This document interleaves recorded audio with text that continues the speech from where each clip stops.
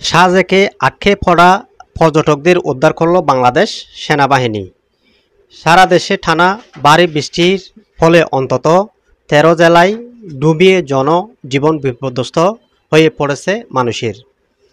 এদিকে বাগাইহাট কাছালং নদীর পানি বিপদসীমা অতিক্রম করে লোকালয়ে ঢুকেছে বন্যার পানি। বাগাইহাট থেকে সাজেকে যাওয়ার পথে ৩টি স্থানে বাগাইহাট বাজার, দুপাটাছড়া এবং মাছালং বাজার পানি ৬ ফুট উচ্চতায় অবস্থান করে। এছাড়া গত ২২শে আগস্ট বাগাইহাট ডাবপাড়া এলাকায় ভূমিধস ঘটনায় সাজেক যাতায়াতের রাস্তা বন্ধ হয়ে যায়। এতে ২১ ও ২২ তারিখ সাজেকে অবস্থানরত ২৬০ জন পর্যটক আটকা পড়ে যায়।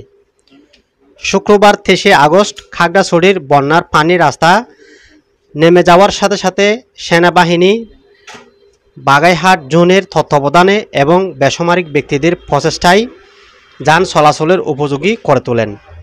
সাজেকে আটকা পড়া ২৬০ জন পর্যটককে সহায়তা প্রদান করেন বাংলাদেশ সেনাবাহিনী।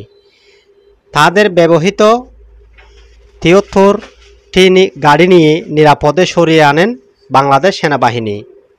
এছাড়া রিসোর্ট মালিক সমিতির পক্ষ থেকে সাজেকে আটকে পড়া পর্যটকদের রিসোর্টে থাকার ভাড়া মকুবও করে দেন এবং কিছু পর্যটকের বিনা খরচে খাবার ব্যবস্থা করেন। News desk, FTV।